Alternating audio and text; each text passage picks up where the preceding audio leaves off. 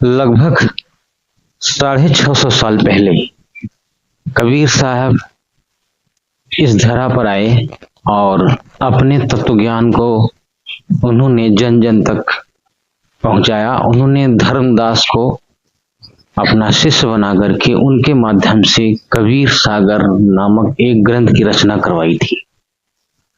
परमात्मा जब आए तो इस सृष्टि पर एक भी प्राणी ऐसा नहीं था कि जिसको सत्यलोक जैसी चीज की जानकारी रही हो। उन्होंने सारे तत्व ज्ञान को खोला और उन्होंने सब लिपिबद्ध करवा दिया। और वो आज हम लोग कबीर सागर को पढ़ करके और उनके वाणियों का अपने अपने दिमाग बुद्धि से हम अर्थ लगाते हैं और ज्ञान प्राप्त करने की कोशिश करते हैं और किसी तरह से हमारा मोक्ष हो, और इसके लिए हम लोग तत्पर रहते हैं। और कबीर साहब जी ने इन वाणियों में बहुत सी भविष्यवाणियां भी की है और हमें सचेत भी कर रखा है कि ये भविष्य में जो होने वाला है, इन सब चीजों में जो सही है उसको फॉलो करना और झूठ को छोड़ देना, क्योंकि काल अपना जाल खेलेगा और तमाम तरह के भ्रम युक्त ज्ञान फैलाएगा संसार में। तो वो काल अपने दूतों के माध्यम से ये ज्ञान फैलाता है और जीवों को भ्रमित करता है। तो वो जीव भ्रमित होकर के अपने निज धाम सत्यलोक नहीं जा पाता है और वो यहीं का रह जाता है। और 84 लाख की योनियों का जो फंदा है वो कभी उसका छूटता नहीं है। हमारे गुरुजी संत रामपाल जी महाराज हम लोगों को यथार्थ ज्ञान बताए, सारे तथ्यों से अवगत कराया और आज हम उस ज्ञान को समझ चुके हैं और हम एक सत्य की ओर निकल पड़े हैं। तो हमारे गुरुजी के बताए ज्ञान के आधार पर मैं आपको आज कबीर साहब की कही हुई जो हमको सचेत किए हैं, उसमें एक रमदूत के बारे में भी उन्होंने भविष्यवाणी कर रखा है। वो बोले थे कि वो जो रमदूत होगा वो बहुत से जीवों को भ्रमित करेगा और उसमें अलग अलग भ्रम ज्ञान फैला करके सबको भ्रमित रखेगा। और उसमें जो जीव अंकुरी है, यानी जो भक्त जो है वो ज्ञान है, उसको समझ है, विवेक है, वो उससे बच जाएगा। हम आज उसी रमदूत के बारे में आपको दिखाएंगे और प्रमाण सहित आपको दिखाएंगे कि वो रमदूत वर्तमान समय में कौन है और उससे हमें बच करके रहना है। तो आइए हम अब दिखाते हैं कबीर सागर के अनुराग सागर के चैप्टर में लेकर चलते हैं आपको, और आप स्वयं देखिए, आंखों से स्वयं पढ़िए और जानिए कि रमदूत कौन है और उसका क्या पहचान है। ठीक है, चलते हैं हम अनुराग सागर में।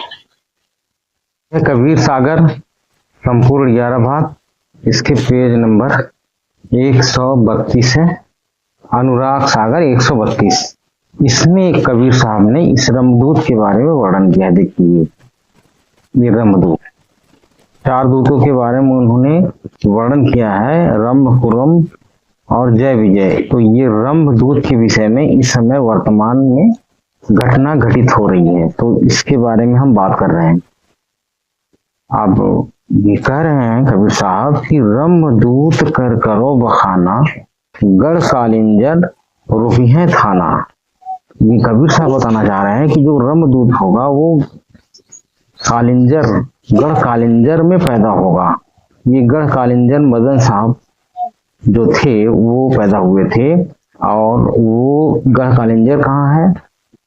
प्रतापगढ़ जिला में, जो यूपी में है, वहां पर है। और आज भी वो आप जाकर वहाँ देख सकते हैं, वहाँ आश्रम बनाए थे। अब इस समय 4 गड्डियाँ चल रही हैं उसकी, अलग अलग हैं, और वो आप जानकारी ले सकते हैं।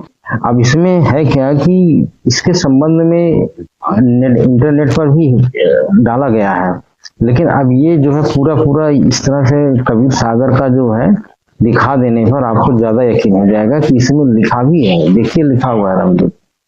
अभी रामदूत का उन्होंने पहचान भी बता रखा है कबीर साहब जी ने। और पहचान क्या है? पहचान देखिए, भगवान भगत वही नाम धराई, यानी इसके जो अनुयायी होंगे, और स्वयं मदन जी थे वो अपना नाम जो रखे थे इस पर दास करके और साहेब करके, यानी भगत हुआ, दास का मतलब, और भगवान मतलब साहेब, दोनों, जैसे मदन दास साहेब, फिर है बैराग दास साहेब, राम सेवक दास साहेब, और सबसे मेन जो इसमें चारों तरफ हंगामा मचाए हुए हैं, जो लोगों को भ्रमित करते हैं, वो है नितिन दास साहेब।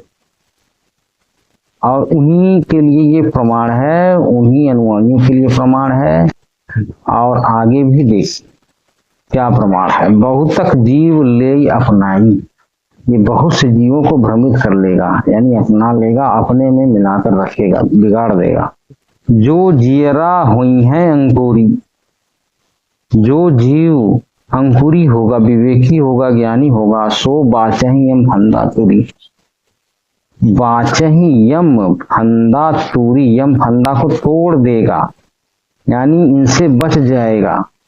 ठीक है, काल के जाल में से बच जाएगा। रंब जोरावर यम बड़द्रोही, तुम ही खंडी और खंडी है मोही। कबीर साहब बता रहे हैं कि धर्मदास वो तुम्हारा भी खंडन करेगा और मेरा भी खंडन करेगा, कहेगा।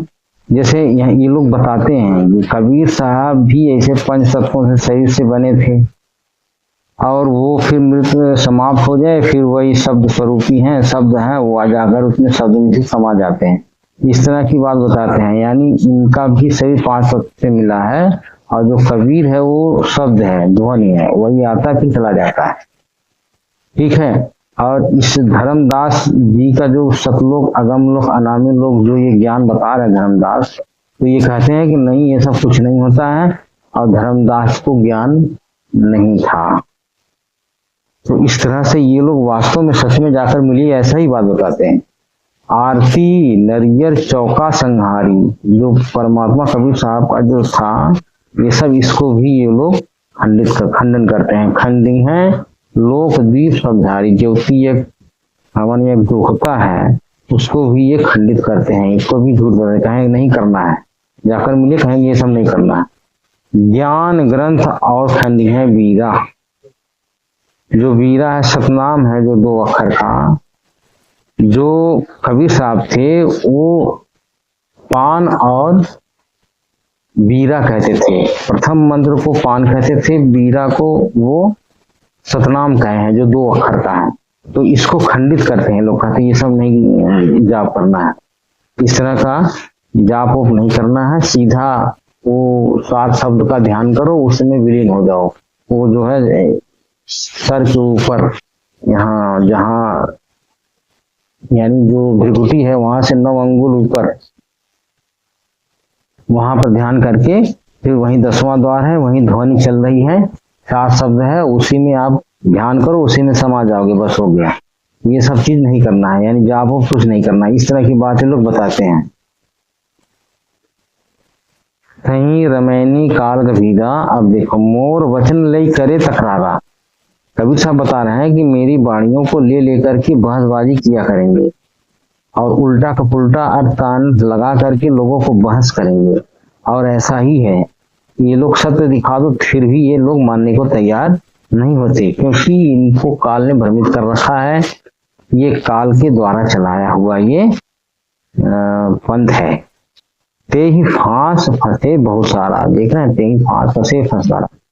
मोर वचन ले करे तकरारा, मेरे वाणियों को लेकर के बहसबाजी किया करेगा, तकरार करेगा, अर्थ का अनर्थ लगाएगा।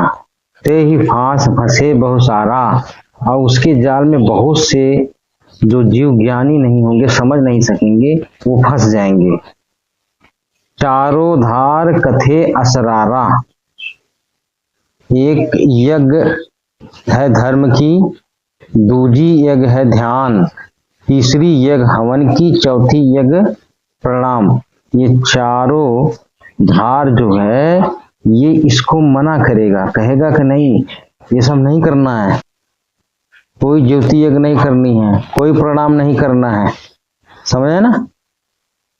सभी यज्ञ को ये मना करेगा, हवन यज्ञ नहीं करना है, ध्यान यज्ञ नहीं करना है, कुछ नहीं करना है, सिर्फ ऊपर ध्यान लगाओ अपने सर के ऊपर जो चमड़ी में है, वहां पर से सार शब्द आवाज है लगातार, उस पे ध्यान करो, उसी में समा जाओगे, बस यही करना है। और यही बताते भी हैं, ठीक है। हमार नाम ले करे पसारा, ठीक है।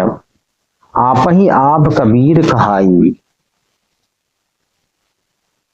जानते हैं क्या कहेगा कि आत्मा ही परमात्मा है, यानी परमात्मा क्या है, कबीर साहब हैं, और आत्मा जो है कहेगा कबीर, यानी आत्मा ही परमात्मा ही कहेगा। पांच तत्व बस मोह ठहराई, और मुझको क्या कहेगा, कबीर साहब बता रहे हैं कि मुझको जो है पांच तत्वों के अंतर्गत कहेगा कि पांच तत्व में कबीर साहब है। फिर ये ऐसे ही समाप्त हो जाते हैं ये भी, और उसके बाद फिर सार कब्र में चले जाते हैं, समा जाते हैं।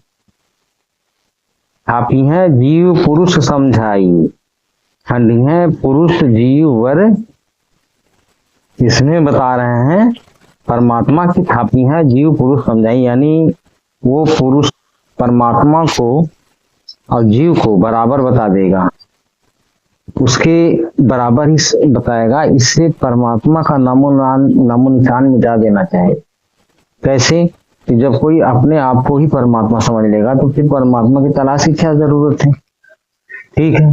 खंडी है पुरुष जीव वर लाई, समझ गए।